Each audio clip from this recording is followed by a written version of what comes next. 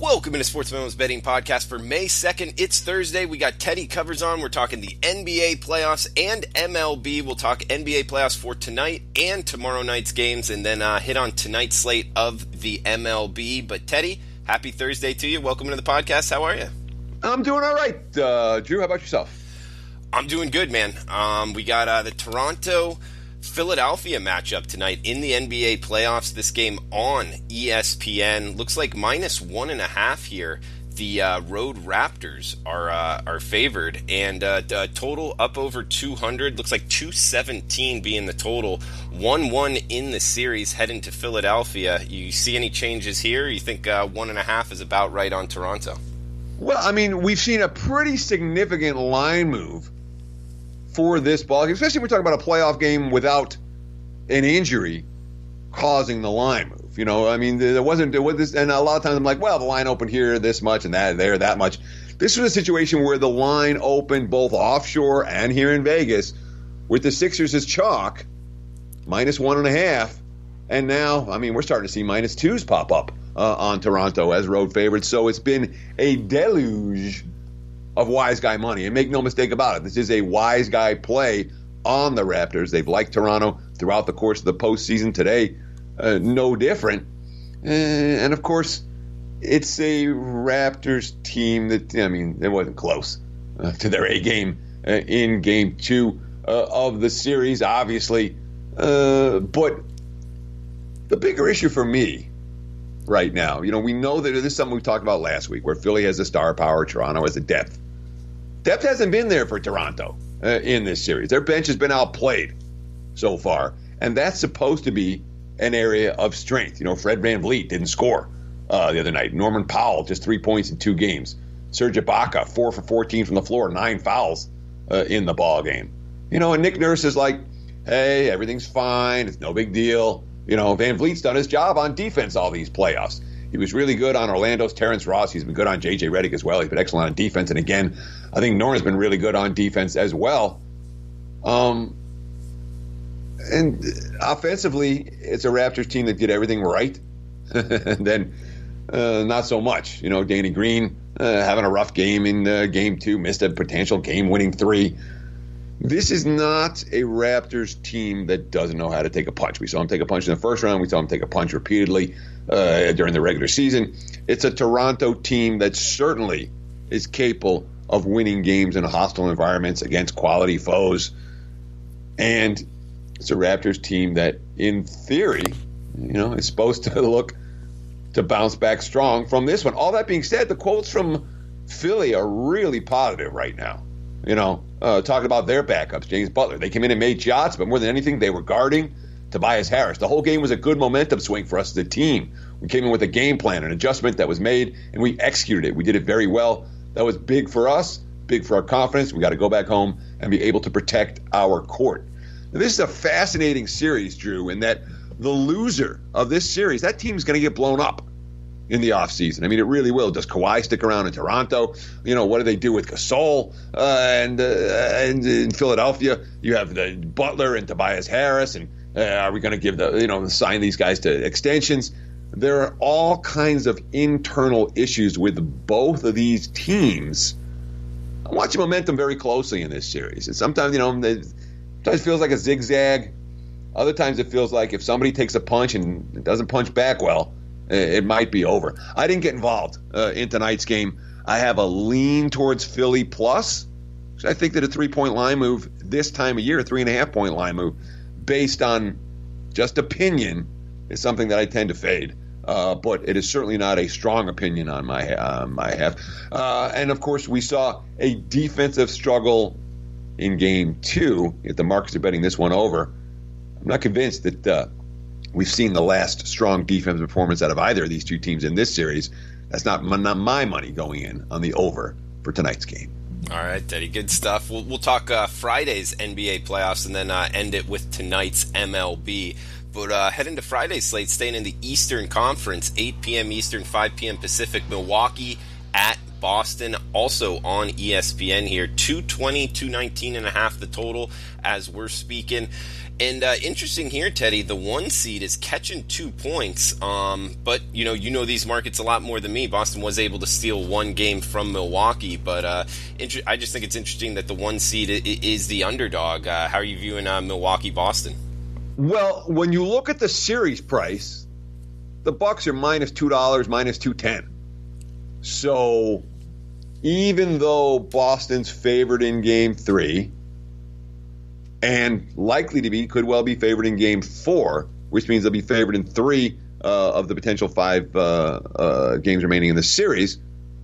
$2 price tag on the Bucks, So the markets think Milwaukee's going to win one of these 2 games in Boston, flat out. I don't disagree. And for one thing, I'm kicking myself for not laying with Milwaukee the other night because that Bucks team off a loss has been something special. It's been that way all year. And in the postseason, obviously, it's been twice that Milwaukee's lost. They've come back both times with a resounding effort in their next ball game. I'm going to look for that situation to present itself again.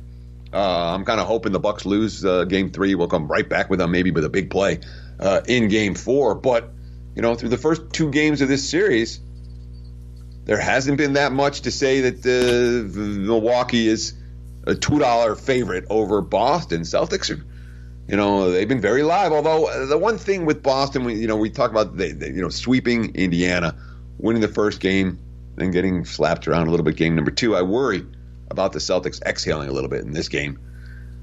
I'm leaning the Bucks in Game 3, and if they don't win, I'm leaning them Game 4. But I haven't pulled the trigger on that yet, and there's no urgency to that. Obviously, the early money has come on Boston. And Teddy, no matter who wins, Milwaukee or Boston, do you believe the winner of this series wins the Eastern Conference? Yes. Okay. Because that's also an interesting tidbit in the Eastern Conference, that Toronto got the 2 seed, but it seems like pretty much everybody shares your thoughts of, even if it is the Celtics to upset Milwaukee in some sense, that they will go on and beat the 2 seed Toronto Raptors. That's how you feel? Sure. I mean, it's the same thing with Golden State Houston. The winner of that series isn't going to lose to Denver Portland. And while Toronto's live to make some noise. They are. All that being said, they're live to get beat by the Sixers too. So if you're saying who do I trust more, I trust the Celtics Bucks winner a lot more than I trust the Raptors Sixers winner. Period. Yeah, no, I agree with you. And we got one more game here on Friday night, the late night action, 10:30 Eastern, 7:30 Pacific. Denver at Portland. It's Trailblazers laying 4 as we speak, 215.5 the total, Teddy. Yeah, and this is in a zigzag series in the first 2 games. The market's not expecting a zigzag for Game 3 necessarily. There's been more Blazers love in the betting marketplace than I expected, and that has everything to do with the kind of performance we saw from Denver last night. The Blazers, Lillard didn't go nuts, 14 points on 5 of 17 shooting, and Portland's still in control of that game throughout. That's bad news for the Nuggets, who missed a whole lot of shots. And obviously you shoot 20% from three-point range, 35% for the game. You're down 15 at home at the half. The Nuggets looked like a team that exhaled yesterday. After winning the Game 7 and winning the Game 1, they did not play well. They have a better game in them, most assuredly. But here's Portland returning home. 6 players in double figures yesterday. Lillard didn't even have a great game. And right now, the Blazers minus 150 on the series price. Betting markets are saying that Portland's the better of these 2 squads. I'm not convinced of that necessarily, but the Blazers' star power has been greater than the Nuggets' star power in this series. And as the playoffs progress, the star power matters more and more. Teddy, great breakdown there on the NBA slate. We got Teddy Covers on Twitter at Teddy_covers, 37 and 27, 58% in the NBA since February 12th.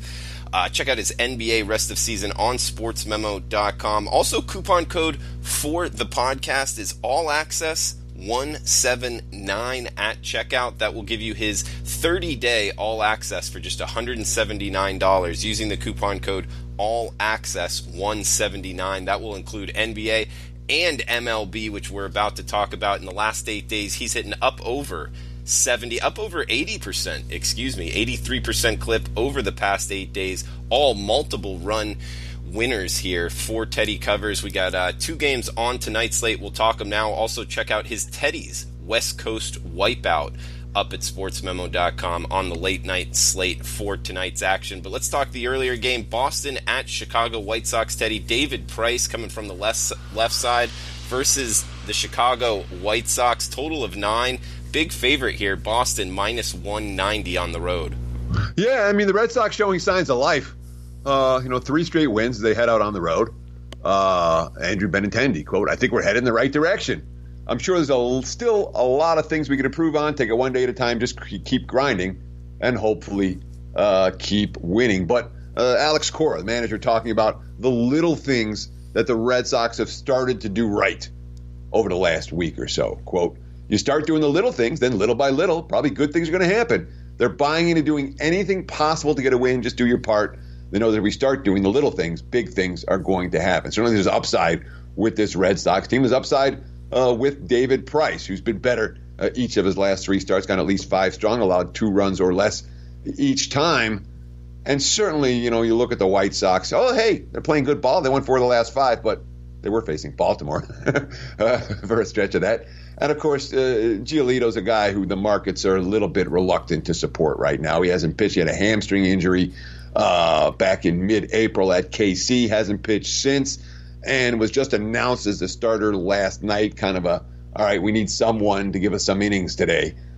He did pitch well in his lone appearance against Boston last year, 6 1/3 against just 1 run. But there's a reason the Red Sox are big chalk in this ball game, although at minus $2, not with my money. Yeah, Teddy, and you bring up, Giolito coming in, and, it's doing some research on him. You're right. He's been banged up a little bit this year, pretty volatile pitcher. But he was a former first-rounder. So what do you think of that type of profile of, at least according to the scouts, a high-ceiling guy, but hasn't really found it this year? Do you find yourself looking to bet on those guys or not really? I mean, well, he's been hurt. We haven't seen Giolito get a chance to show us what he can do this season. This is my thought process with a lot of these guys that have. There's 2. I got 2 thoughts on this game. One is I'm not interested in laying $2 with the Red Sox on the road, regardless of the pitching matchup. That's not what. So it's a priori it's a White Sox or pass for me for this particular ball game. The issue, but when you have these highly prized prospects that get betting market attention but aren't living up to expectations, those aren't guys I'm looking to back. That's not my MLB strategy. I don't want the prize prospects. I want the mutter, who can get me 5 innings at plus 140, as opposed to the stud who can get me 5 innings at minus 140. It's a price equation that you're paying for the former first-round guys with upside, although that's certainly not the case for the White Sox with Giolito tonight. All right, Teddy, we got one more game on the MLB slate, 10 p.m. Eastern, 7 p.m. Pacific. The get-back game, Toronto at the Angels, Sanchez versus Tyler Skaggs. Looks like Skaggs and the Angels minus 150 to minus 155 home favorites, depending where you're shopping. Total of 9 here with the Blue Jays and Sanchez catching a number. I don't know. I'm leaning towards the Blue Jays here, yet the Angels, their home road splits, Teddy, their team OPS is a big difference. I think Robbie Vino brought it up a podcast or 2 ago. It's a 250-point OPS swing when they're on the road and when they're at home. So when the Angels are at home, I'm actually starting to look to bet on them. Haven't touched it yet, though. What are your thoughts here, Blue Jays at the Angels? Well, the markets have looked a bit on them as well, and that's it's a fairly dramatic difference in early season play. And it's not like Angel Stadium is one of these stadiums that you expect those type of differences from. So it's a 250 OPS difference after 1 month of play.